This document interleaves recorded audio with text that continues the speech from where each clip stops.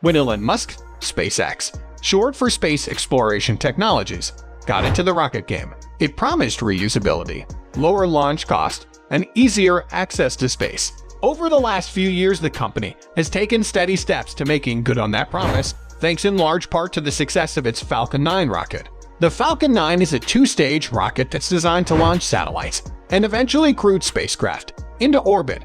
It stands 69.9 in tall, weighs 549,050 fork, and generates 7,607 kilonewtons of thrust at takeoff, which can send 22,800 into orbit around the Earth. Alternatively, it could send 8,300 to Mars, although it hasn't launched anything to the red planet just yet. Nonetheless, Mars is SpaceX's ultimate goal. Elon Musk has made no secret of the fact that he wants to be the one to land humans on our planetary neighbor.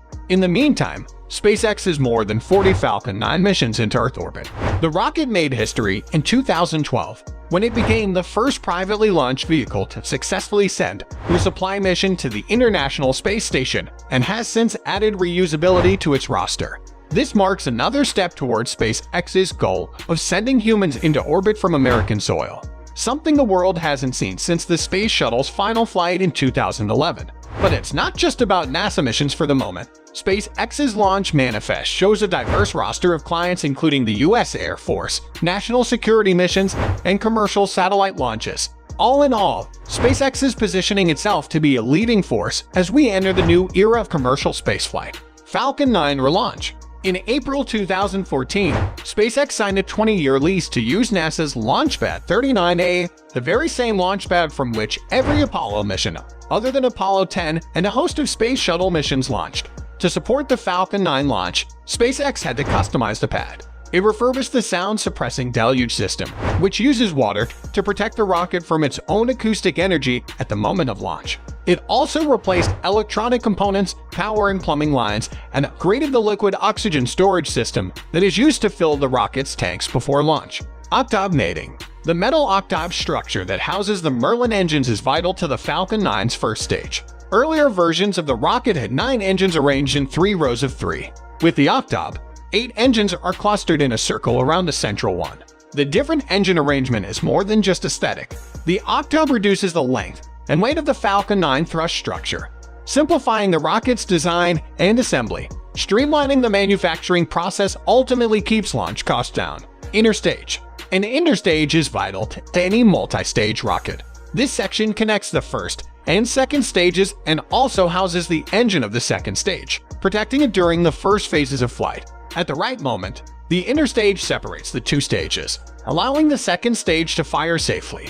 This is called the moment of staging. Separating rocket stages can be a tricky business, but the Falcon 9 makes it simpler. While the majority of rockets use a complicated pyrotechnic system of explosive bolts to separate stages, SpaceX uses an all-pneumatic stage separation system. This system can be tested on the ground and also means staging is less jarring to the rocket.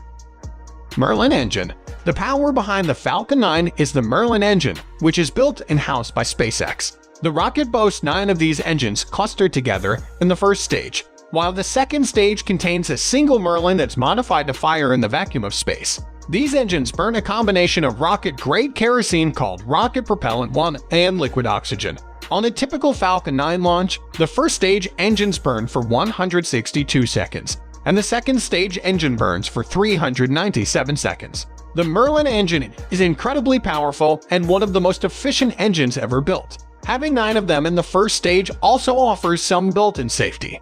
On other rockets, if an engine fails during launch, the lost thrust can destroy the payload's chance of successfully reaching orbit. But the Falcon 9 is designed so that 2 of the 9 Merlin engines in the first stage can fail, and the launch won't be affected. The healthy engines can burn longer, picking up the slack to save the mission.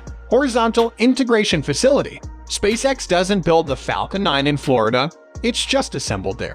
Most of the rocket's parts are built elsewhere, notably on the other side of the US in the company's factory in Hawthorne, California. This means the components, including fuselages and engines, need to travel around the US by truck to various test stands before eventually ending up at NASA's Kennedy Space Center in Florida.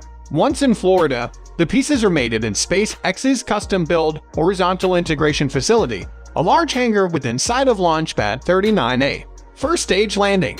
The most exciting part of any Falcon 9 launch might be the landing, specifically that of the first stage onto a floating barge.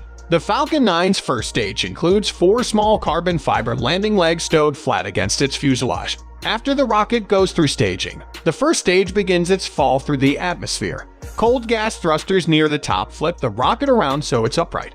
Then the stage engine fires briefly, just enough to slow its fall. As the stage approached its target, the legs deploy. In the very final phases of its descent, 3 of the 9 Merlin engines fire one last time for what SpaceX calls the boost backburn. The stage slows even further, almost hovering as it makes a soft touchdown. This landing sequence entirely automated, with the rocket stage responding to real-time data. Raptor engine. So far, the Raptor has not flown, and has only been successfully test-fired on the ground. Nonetheless, SpaceX has big plans for it. This is the engine that will power eventual missions to other planets, starting with Mars. The company recently unveiled its design for a planned interplanetary spacecraft, and in its current incarnation uses a whopping 42 Raptor engines in the launch vehicle's first stage to get this heavy spacecraft off the ground. But before it launches to Mars, Raptor will make its debut on an upgraded version of the Falcon 9. Falcon 9 post-flight. After its successful landing, the Falcon 9's first stage is returned to the horizontal integration facility where it can be checked out, refurbished, and ready for another launch. Reusing the stage is much cheaper than building a new one for every launch. The CS-10 mission in March 2017 was the first time a core stage of an orbit-capable rocket has been reused, and the cost was substantially less than half of what it would have cost to build a brand new stage. Elon Musk has likened single-use rockets to single-use airplanes. If an airline had to scrap a Boeing 747 after every flight, then the cost of flying would be prohibitively expensive for the average traveler. But airplanes aren't single-use, they're refueled for another flight. If a rocket can be refueled like an airplane, then the enormous cost of a spaceflight could drop to a fraction of what it is now. And imagine the implications of that. So that's it for today. If you like this video, then please hit the like and subscribe button for more videos. Thanks for watching.